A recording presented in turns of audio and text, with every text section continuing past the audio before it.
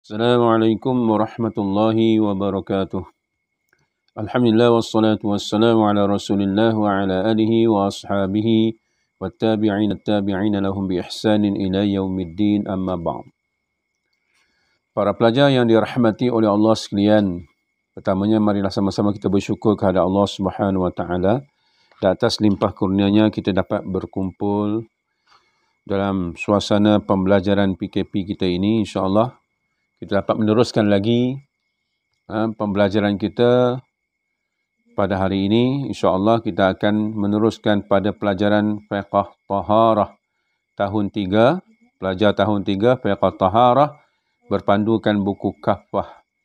InsyaAllah para pelajar diminta untuk membuka buku muka surat 36.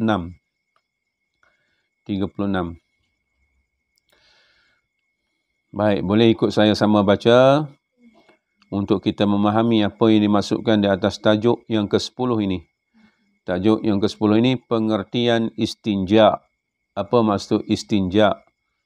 Baik, bismillahirrahmanirrahim. Abu Hurairah radhiyallahu anhu qala Rasulullah sallallahu alaihi wasallam tanzihu min al-bauli fa inna ammata azabi al-qabri minhu. Lagi sekali kita baca hadis Nabi SAW ini, sabda Nabi SAW daripada Abu Hurairah radhiyallahu anhu, qala Rasulullah SAW tanzihu min al-bauli tanzihu min al-bauli fa inna ammata azabi al-qabri minhu. Maksudnya, Abu Hurairah radhiyallahu anhu berkata bahawa Rasulullah SAW bersabda, hendaklah kamu bersih daripada air kencing kerana kebanyakan seksa kubur disebabkan olehnya.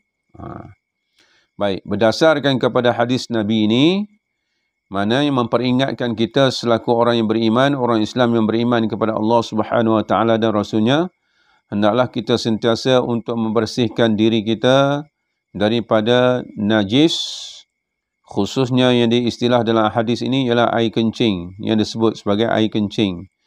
Kerana apa?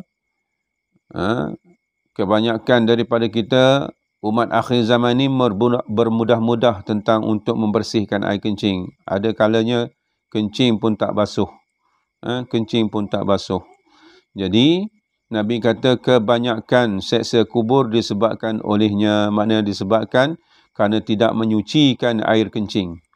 Itu jaga.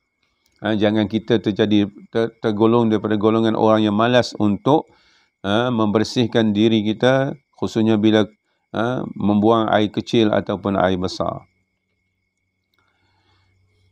Air kecil ni, air kencing ni mungkin tak berbau, kan? Kalau tak basuh. Kalau air besar mungkin berbau, sebab tu dia basuh, kan?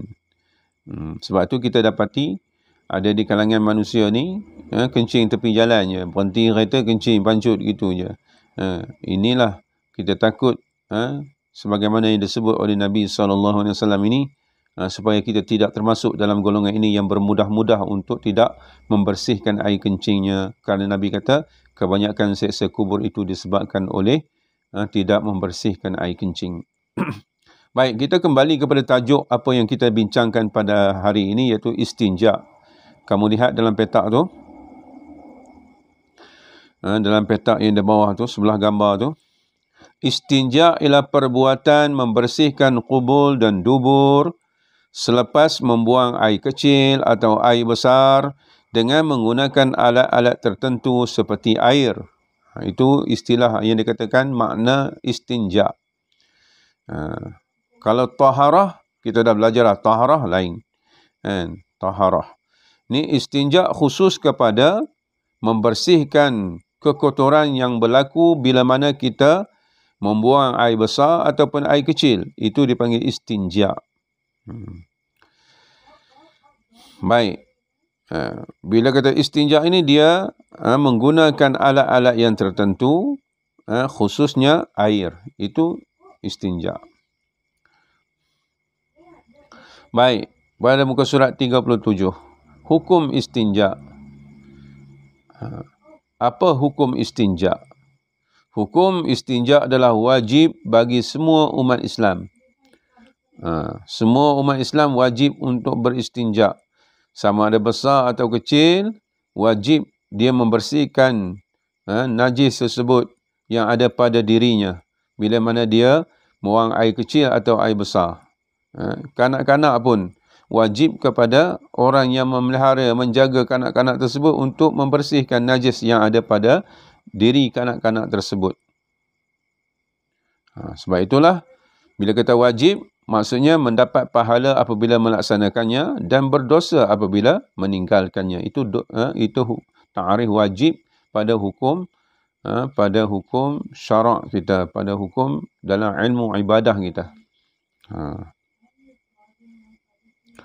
Sebab itulah kita mestilah menjadikan diri kita di kalangan orang-orang yang sentiasa membersihkan diri kita daripada sebarang najis yang keluar daripada kubul atau dubur kita.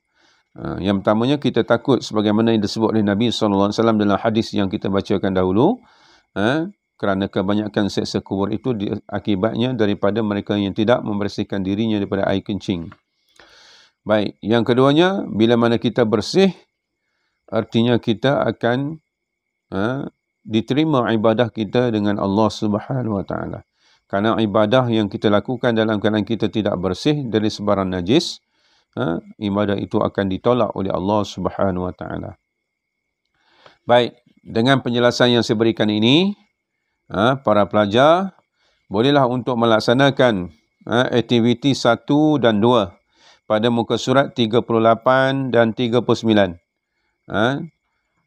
Aktiviti 1, isikan tempat kosong di bawah dengan jawapan yang betul.